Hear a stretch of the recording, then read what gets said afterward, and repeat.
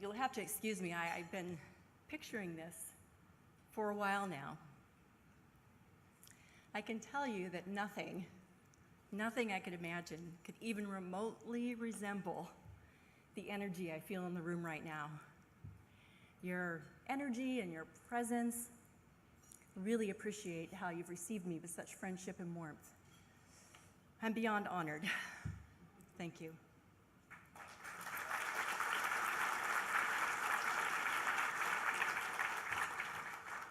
Thank you, Steve, for the kind words of introduction and also for your partnership for over 30 years. I can't believe we've known each other that long.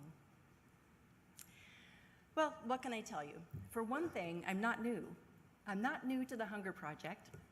I'm not new to the idea of ending hunger. And I do know something about unleashed spirit. And I know many of you quite well, actually, from investor trips or investor meetings, or even here at the fall event. 28 years ago, my husband, Dwight Frindt, introduced me to this incredible organization. Dwight himself has been an investor, an activist, for the full 40 years.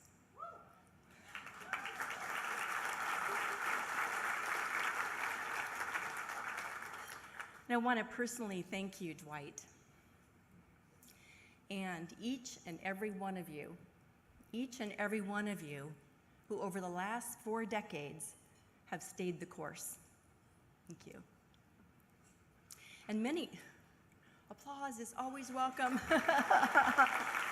4 decades is a long time to stay the course. And many of you have joined our mission along the way, as I have 28 years ago. And some of you tonight are new to the Hunger Project and have chosen to be here tonight with us. So for all of you, a great welcome. Thank you very much. Our 17.5 million village partners, animators, staff, volunteers, investors, we all welcome you tonight.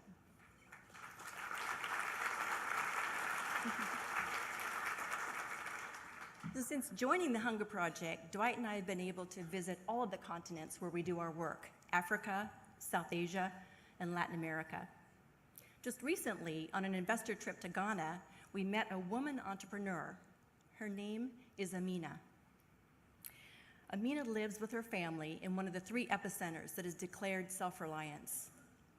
And Amina was very patient with all of the investors, answering all of our questions about her soap-making business, how she got her raw materials, what prices she paid, what did she capitalize her business with, all of our questions.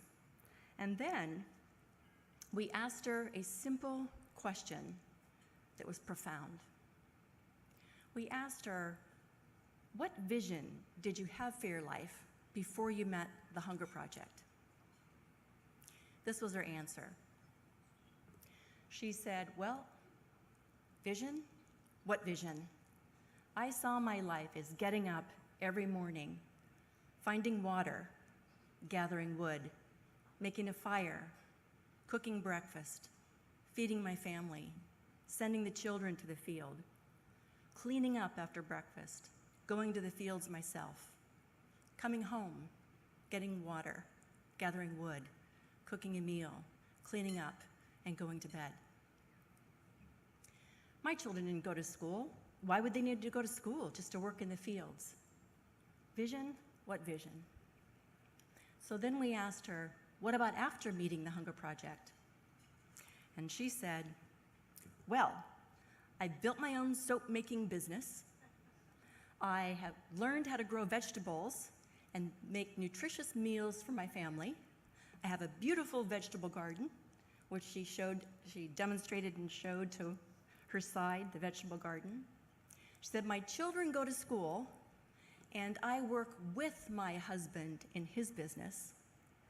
Together, we make joint decisions about our children and our money.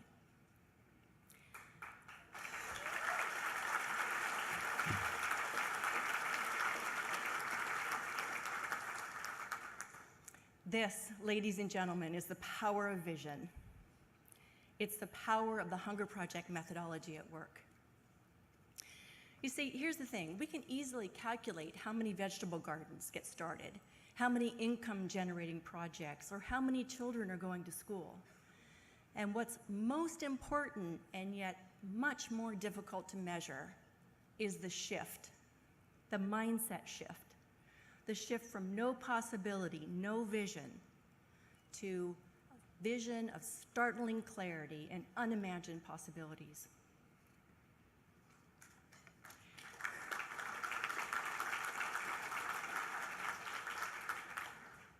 It was on a visit to Bangladesh that we found a deeper appreciation of how the end of hunger, at its core, is a human issue with women as the key change agents. That's when my own activism took a quantum leap, my own expression enhanced, and my financial investment multiplied. My spirit was unleashed. And over the years, it's resulted in our family's high-level financial investment and fundraising from friends, relatives, colleagues. Some of you are here in the room. In the late 1990s, the Hunger Project took an unwavering stand for the empowerment of women. We took a stand to make women's voices heard, to strengthen their leadership roles with the power to champion and solve the issues we face as a human family. Yet, there's more work to do. For a start, intervening in the disempowerment and marginalization of women. And this is a key underpinning of our human-centered, start with women, holistic approach to ending hunger and poverty.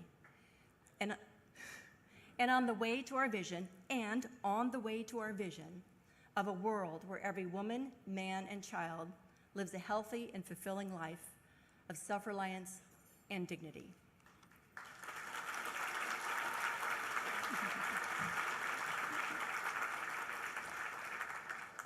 "17 years ago, I traveled to Bangladesh with my daughter, Kristen, who's in the audience tonight. She was 16 years old then. It was the Hunger Project's first national girl child event. She was in high school then, thinking about college, and she had just taken her driver's license test. Coincidentally, we found out that in the city of Dhaka, the number of women in the city of Dhaka who had driver's licenses at that time was 4. So the travel in Dhaka was daunting, all around Bangladesh was daunting. That just the sheer number of people, the density, the proximity to each other, it was confronting and somewhat unsettling. Yet it was a truly significant experience for all of us. Our Bangladesh country director, Badil Majumdar, and his wife, Tazima, gave us so much encouragement. They really gave us the space to observe and reflect on what we were seeing. This is when I felt the end of hunger through our methodology begin to wash over me. It was extraordinary and it was unshakable. The girls and women we met couldn't believe the opportunities Kristen had in terms of school and work. Compared to my daughter, these little girls we met would have few of those opportunities in their life. And yet there they were, girls, giggling at Kristen with her and looking at her painted fingernails and her earrings, and they were really amazed at how tall and blonde she was. They hadn't seen much of that. I was moved just by watching the girls and women being coaxed out of the huts to engage in our discussions. That experience had me understand, and it had me really get that these girls were my daughters too. Their mothers and grandmothers are my sisters and aunts. We are all one family. There is no us and them. There is no other. There is no over there.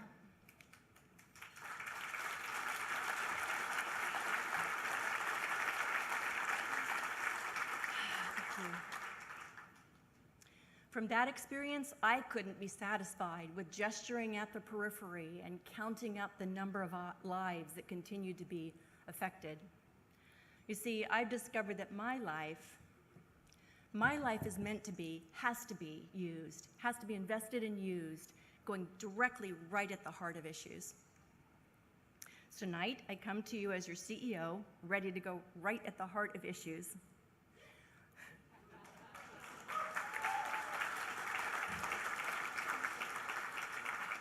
And I want you to know that I am inspired, I am deeply inspired, I'm empowered, and I'm standing on a rock-solid foundation. And that's a foundation that all of you here, all of us, have helped make. Now, for a moment, I'd like to review what's needed to get us from here to there. Last month, 5 UN agencies released a new report which notes that the majority of people living in hunger, 60% of them, live in countries affected by conflict. It warns that conflicts and protracted violence implicated by climate change, influenced by climate change as well, have between 2014 and 2016 pushed the number of people in hunger, living in hunger, up from 795 million to 815 million. We believe it's very important to highlight that despite this sobering news, the world has made tremendous progress in ending hunger and malnutrition. In fact, you may not have heard this part. The report notes that most countries have achieved significant 25-year gains in reducing hunger. For example, between 2005 and 2016, the number of malnourished children has dropped by 7 percentage points.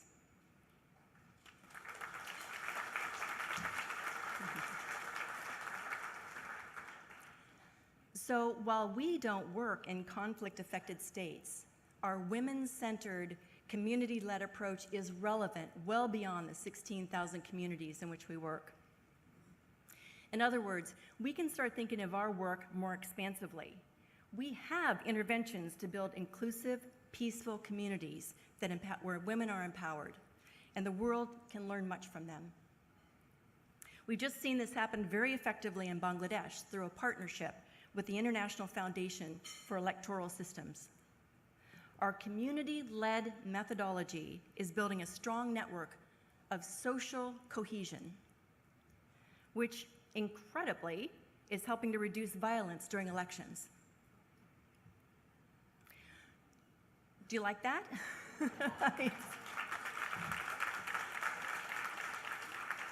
I was astounded when I heard that. It's an amazing development. Our team is now engaged in similar high-level partnerships like the one with the National Endowment for Democracy. And it's consistent, all of this is consistent with our mission to advocate for the widespread adoption of our strategies. And it'll greatly strengthen the political landscape towards good governance. In Mexico, following the devastating earthquakes of last month, our staff and partners are advocating for community-led, bottom-up, grassroots, community-led approaches to the reconstruction process. So this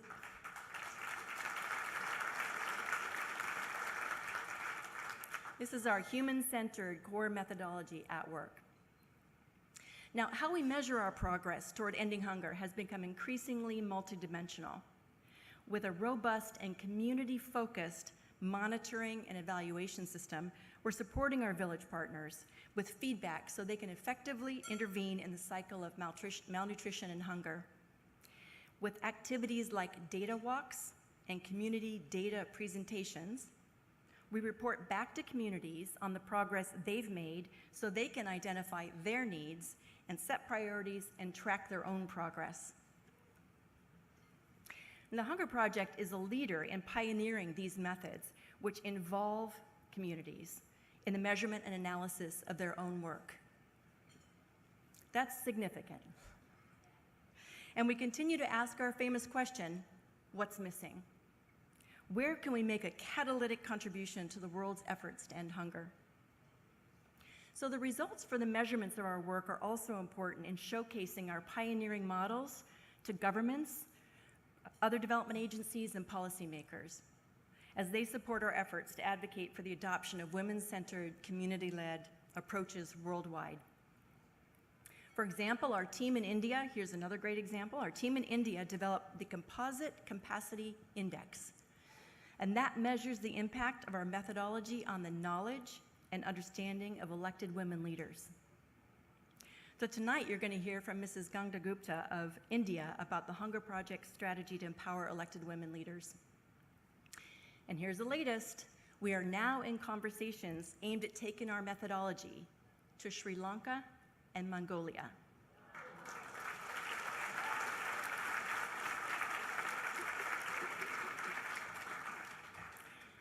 And now, our epicenter strategy is being adopted by the government in Uganda in partnership with UNDP and with the Hunger Project's guidance.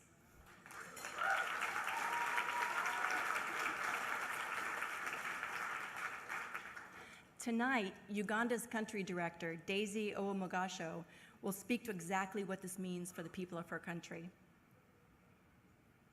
During the last 3 decades, we've demonstrated our strategies in various countries that have been diverse in geography, weather issues, political climates, and religions.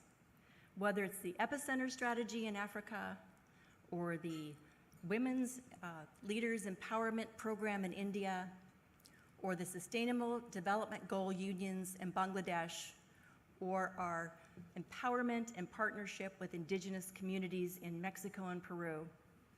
Every single one of these strategies is working.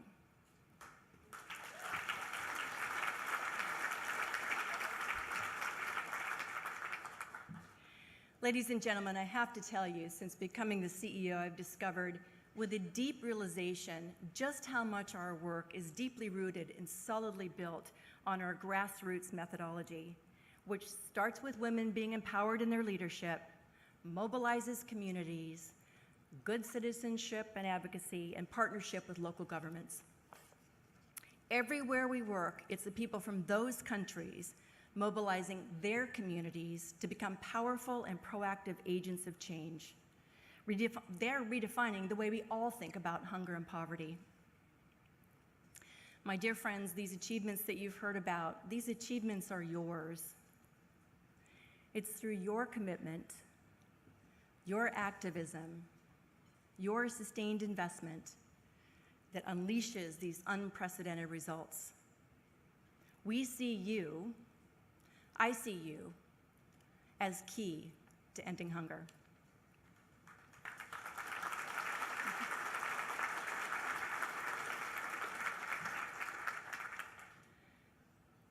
Ladies and gentlemen, one undeniable truth I know is that none of us would be here tonight in this stage of the history of ending hunger were it not for one person. That person is the embodiment of unleashed spirit. She has been a tenacious, audacious, articulate, unrelenting, did I say audacious?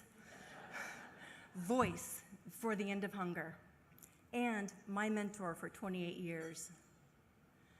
Joan, you led this organization in the first 30 years. Thank you for your commitment, your contribution, your love for all people, and for letting the end of hunger use your life in this way.